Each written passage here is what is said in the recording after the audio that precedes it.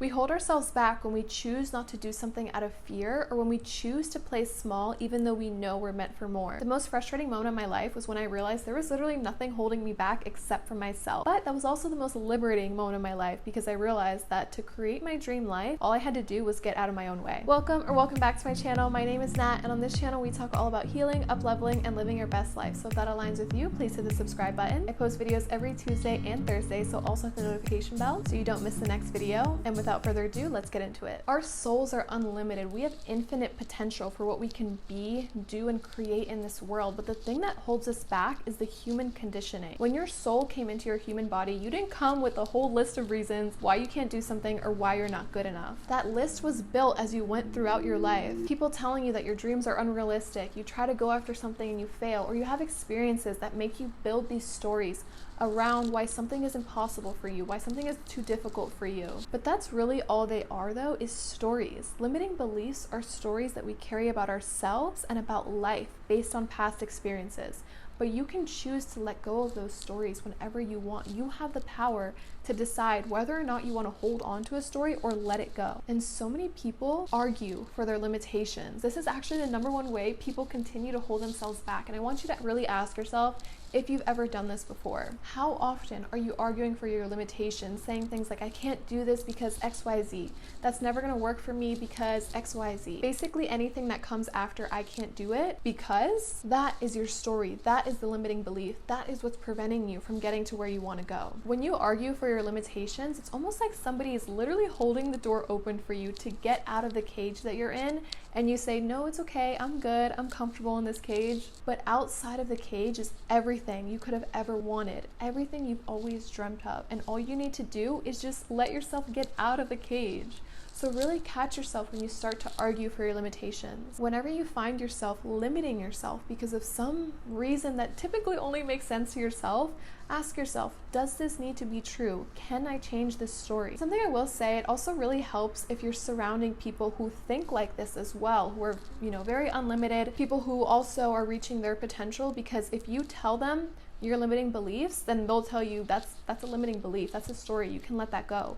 Whereas if you tell your limiting beliefs to somebody who's also holding a lot of limiting beliefs, they will only affirm your limiting beliefs. So be careful who you talk to. And also something else is, don't be so hard on yourself, because most of the time it's not like you're consciously deciding to hold on to your limitations.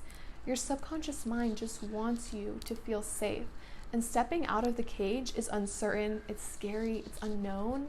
But the more you challenge these stories, the more that you rewrite them, the more you start to open yourself up to new possibilities, the further and further and further you get out of the cage, and you start to create a whole new life for yourself that you once thought was completely impossible. And another reason we carry these stories so tightly is because there's a lot of our own energy tied to these stories. Limiting beliefs are formed through negative experiences, but the reason they're formed is because the negative experience caused a negative emotion within your body.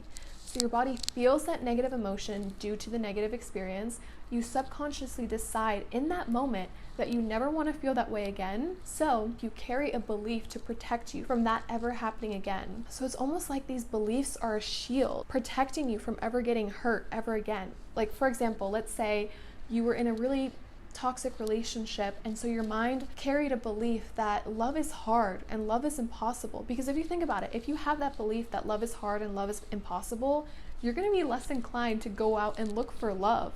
Therefore, your mind is protecting you from danger, subconsciously, of course. Now, not all beliefs are bad, because this is how our mind protects us from danger. When you were little and you touched the hot stove and you got burned, now you know not to touch hot surfaces again to avoid getting burned. But some of the beliefs and stories we carry aren't serving us or who we want to become. And in order to step into that next level version of yourself, you need to release the energy stored in your body that's attached to this story. And when you do this, the story or that limiting belief is no longer powered by so much emotion. And when it's not powered by so much emotion, it has no meaning. You can just thank it and let it go. It's almost like when somebody tells you something that you know 100% is not true, it doesn't really affect you, and you can just very easily let it go because that's not your reality, and it's like, okay, whatever. Whereas because you have so much negative emotion tied to a limiting belief, it's a lot more difficult to just let it go until you release that energy that's attached to it. And I'm actually in the process of releasing a course that's going to help you do this. So it's a self-paced online course that combines science and spirituality to allow you to identify your subconscious blocks, these limiting beliefs, these stories.